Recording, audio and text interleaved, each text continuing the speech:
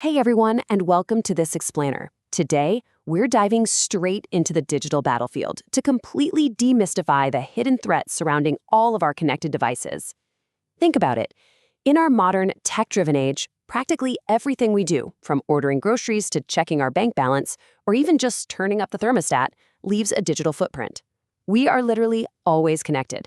But as you'll see, with all this incredible convenience comes a very real and very invisible war. So let's kick things off with a question that might just keep you up at night. Is your most sensitive personal and financial data actually safe?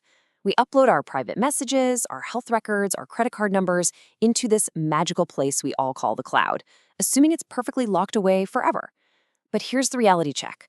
Highly classified, super sensitive details are actually becoming more and more available to public databases just because we're all so heavily interconnected. Honestly, your data isn't truly secured until active, intentional security measures are applied to it.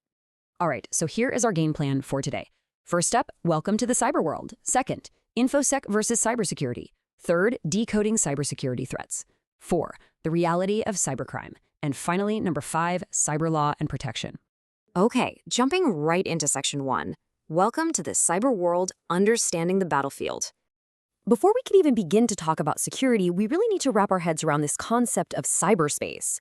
It's super easy to just shrug and say, oh, cyberspace is just the internet, right? But actually, scratch that, it's way bigger than that. Cyberspace is this massive, multi-layered domain. It has a literal physical foundation made up of land cables, submarine cables, and satellites.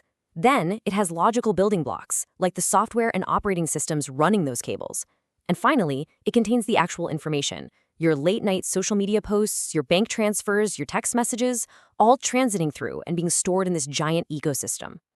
Now, to easily navigate the rest of this explainer, we've got to lock down a few basic terms. The cloud, for instance, isn't actually in the sky. It's simply a massive collection of remote computers with huge storage capabilities that we access via the internet. An IP address?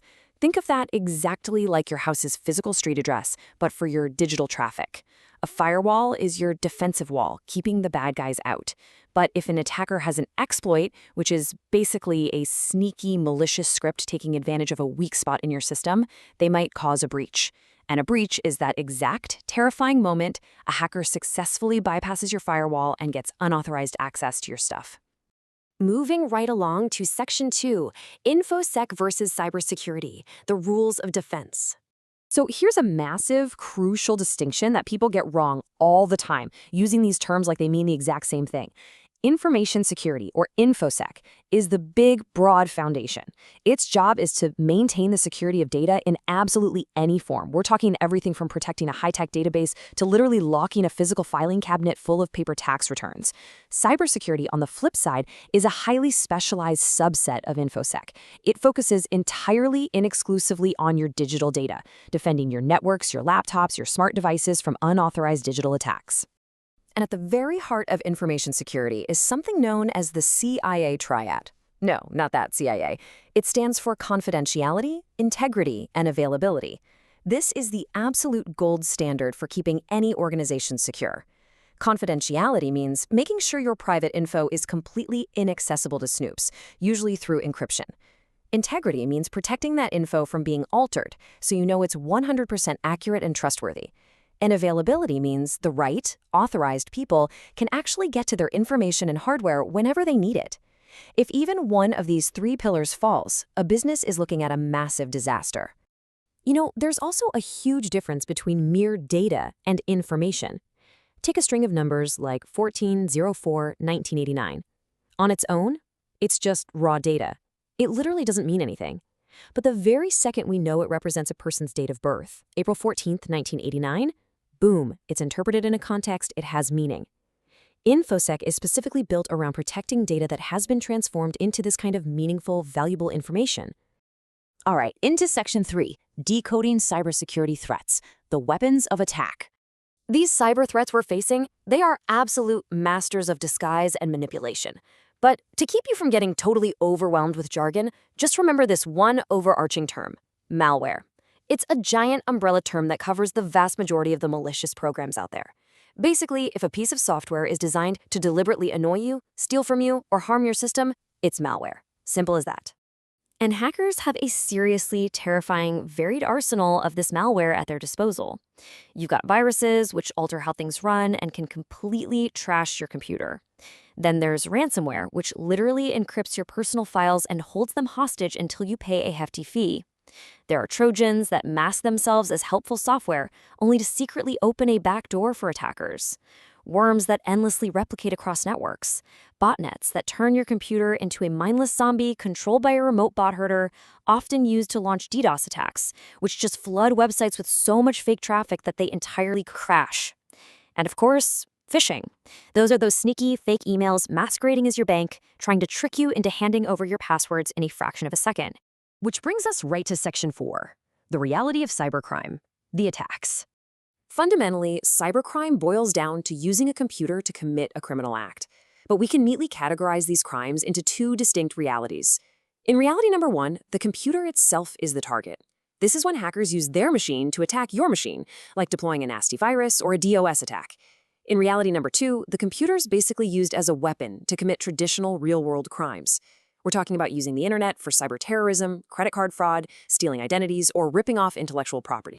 And hey, cybercrime isn't always some massive, multi-million-dollar corporate data breach. It can be incredibly personal. Take something like internet time theft, for example. It's essentially digital embezzlement. A fraudster somehow gets your login ID and password, literally assumes your digital identity, and then fraudulently eats up your allotted internet surfing hours.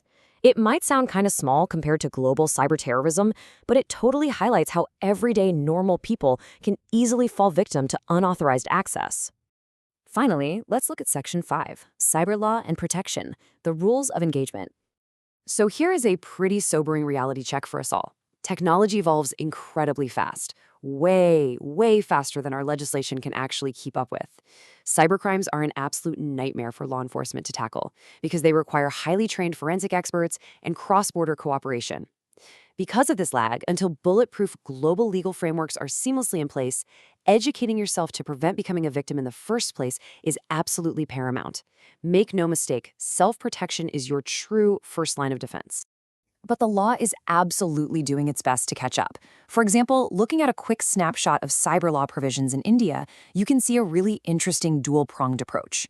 Highly technical digital offenses, like hacking into systems or unauthorized access, are addressed squarely by the Specialized Information Technology Act. Meanwhile, when a computer is used as a weapon for traditional crimes, like sending defamatory emails or spinning up bogus websites to defraud people, those are prosecuted under standard terrestrial laws, like the Indian Penal Code. It's all about matching the crime to the right legal tool. Wow, okay, we've covered a ton of ground today, right? You now know the crucial difference between information security guarding all your data and cybersecurity specifically protecting your digital life. You've got the basic lingo down, you understand the wild and varied malware threats out there, and you've seen how the law is trying to classify these totally modern crimes. So as we wrap up this explainer, I want to leave you with this one thought. As AI, smart devices, and constant global connectivity continue to blur the boundaries of cyberspace, what steps are you going to take today to secure your own digital footprint? Thank you so much for joining me, and please stay safe out there in the cyber world.